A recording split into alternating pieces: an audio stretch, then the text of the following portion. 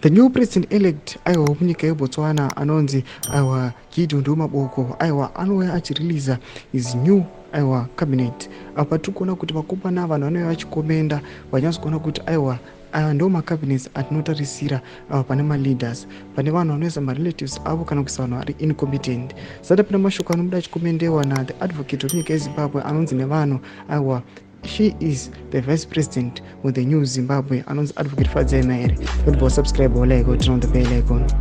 Tipina paendo pake Fadzemaere anodanyira achiti the great thing about President Boko's cabinet so far is that it's not a platoon of both honorary doctorates or close relatives.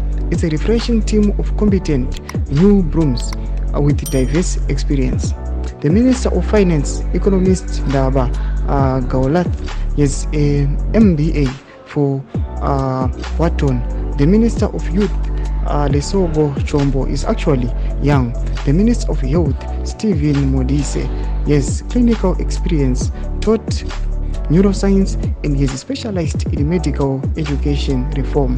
What a great start for this administration.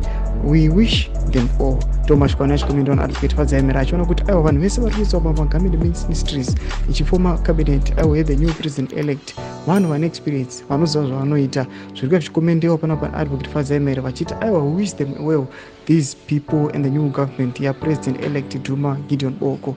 Mashoko anouya panapa achicherisha achiadmire achiti we all need this and we all deserve this. We are looking forward kuti nyika yeZimbabwe ichatawo the same.